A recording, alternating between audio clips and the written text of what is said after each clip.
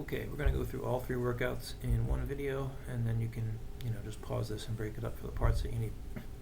So for the body weight, upper body workout 1, starting off with the scapular push-ups.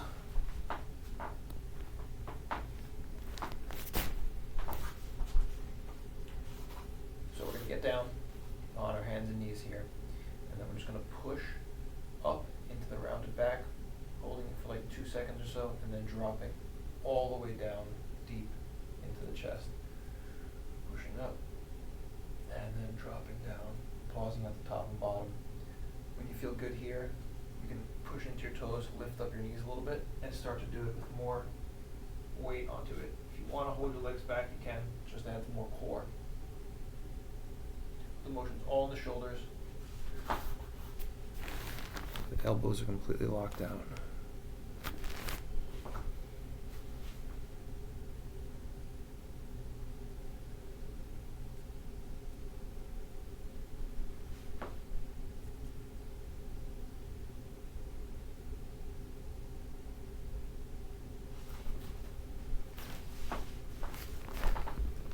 Okay, the next is a standing pull back and then into the diver's position.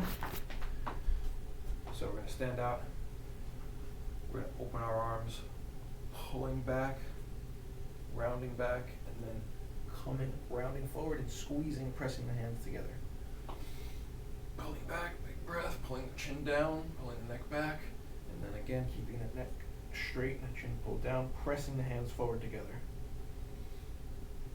Opening up the chest, squeezing the shoulder blades together, getting those elbows as far back as possible, and then pressing and squeezing. And we want to take a second or two to pause and push into the isometric squeeze at the top and at the bottom. The longer the push and squeeze, the better the blood flow. That we're going to repeat back and forth for 3 rounds. Then we're going to go into the full depth push-ups or lower downs.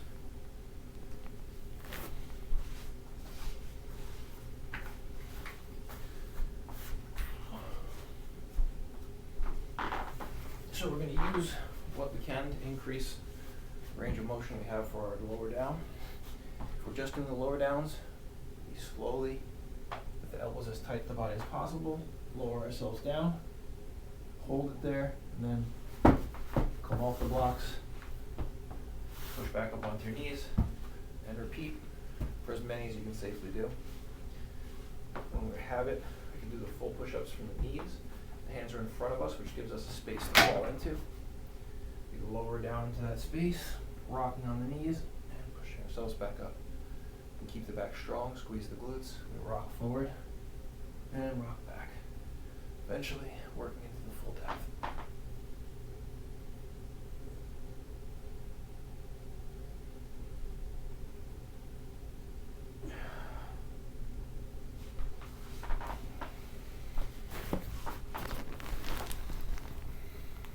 After that, we are going to do our banded rows.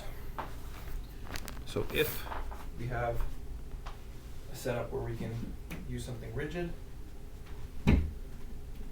lower ourselves, round out the back, pull the chest through, pull back as far as possible.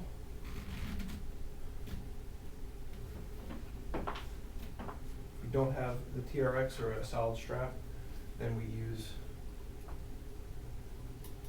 handles on our resistance bands, or just hold on to the resistance band. Same ideology. We're going to allow our arms to come forward, shoulder blades forward, then we're going to pull the shoulder blades back, pull the hands back as far as possible, and extending and extending. A little bit of extra hips forward. The whole time is good for the low back.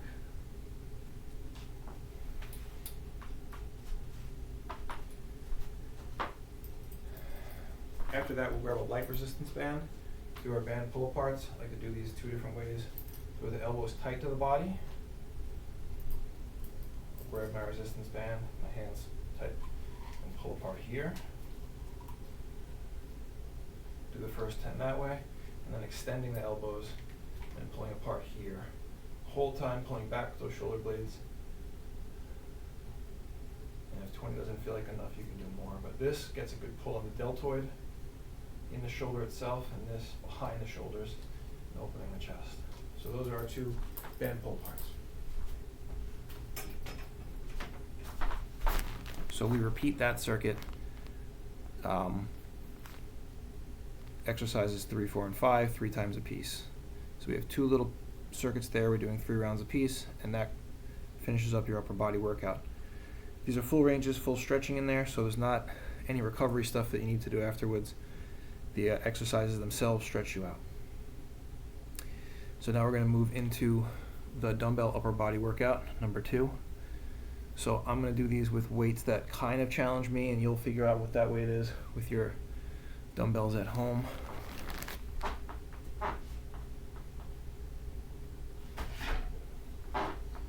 So you want to do your overhead press with a weight that challenges you, but you can do it perfectly every time.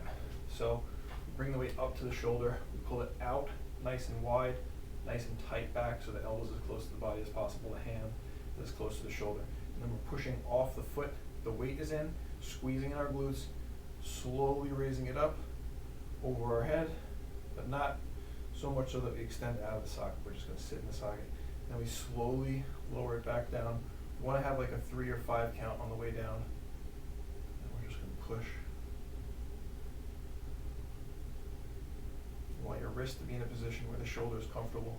You don't want your head to crane forward. You want to be pulled back, chin tucked, neck straight. Do 5 on one side, and then switch hands. And do your 5 on the other. Again, the longer we take with the movements, the slower it is, the better the blood flow. Better that'll increase the range of motion, which is what our goals are.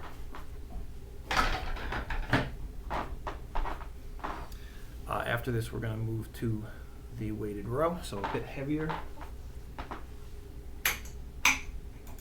than your press. If you don't have heavier, that's fine. You're going to come to something where you can support your hand, get into a bit of a lunge position here. Let's see. Get into a nice bend in your back, so your shoulder has to drop. You allow that shoulder to drop and pull up and back as far as possible. Nice slow lower down, and then up and back.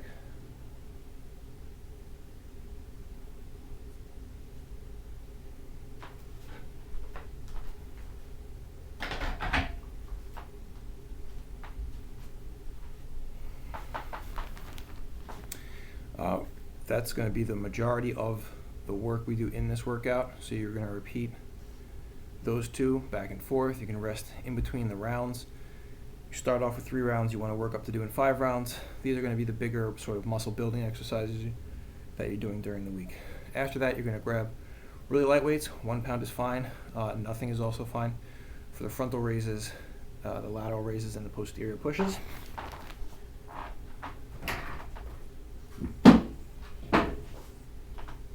So we're going to do 20 or 15 of each.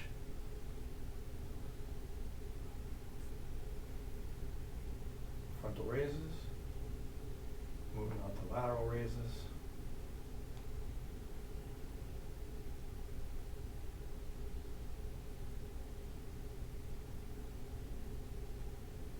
And finally, just pushing the arms back while keeping the neck as straight, chin tucked as possible, coming back in line with your hip and then pushing back, pausing for a second. The second time around, we can just go up to the mid-height rather than all the way, just working the lower part, the rotator cuff. And the third round going back to the full range. You can also alternate, just doing 45, changing every single time. Just for variety, moving through the whole shoulder. So those are your frontal, lateral, and posterior. Those we're going to do for 3 rounds. They should take about a minute, minute and a half a piece. After that, your workout's done. So now we're going to move into the cool down portion, which you can use any day of the week, but we'll start off using them on the days we use these upper body workouts. Really, we're just looking to increase blood flow and make ourselves comfortable and have the upper body relax in a way that's long range of motion resting as opposed to resting in response to the activities you just did before bed. So the first thing we're going to do is some wrist circles, elbow circles, shoulder circles, and then what I call back and neck scratchers. So we start out, arms in front of us, rotating our wrists. I like opposite directions, it feels better in my brain. Go about 20 times here. And then I'm going to move it to my elbows, so I bring my elbows in, and I rotate my arms. I try and switch which one comes up on the bottom every time. Again, just to exercise my brain.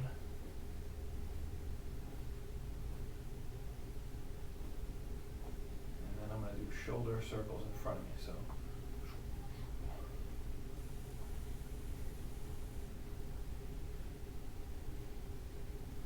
twist your hips into it, feel that movement going. Just try and keep your neck from swinging around too much. And then into the back scratchers, or my neck scratchers. So I'm going to reach up, reach my hand way back as far as possible, and then swing my elbow down in front. Just reaching back to scratch my neck. And then if I want, I can do it both sides at the same time. Just the whole time, as far back as I can scratch my neck. 20 of those on each arm. And then I'll try and do my wrist circles on the other way. And this time, maybe I'll do them in a different place than I did last time, pulling my shoulders down and back, squeezing them up top. And then I'll do my elbow circles in a different place as well. This time I'll try and come inward. And I'll keep my elbows elevated now, trying to keep my shoulders back, or move them around a little bit. And now this time I'll do my shoulder circles out to the side. Reverse directions a little bit in there.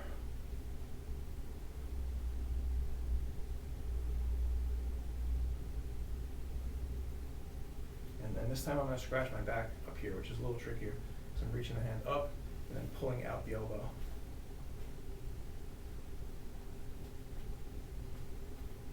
Or you can just think of yourself as a wiggly octopus swimming in the ocean. Try and get that elbow bent as much as possible. Almost like I'm scratching my armpit. Wiggle the hips in there to make it make sense. And then afterwards, the neck should feel free, the fingers, the wrist, everything should feel free. And that's it. After that, get on a foam roller and do whatever feels good. I like to roll up and down the spine, the side a bit. Or you can get under the base of the skull. But you do enough of that you can figure out what feels good.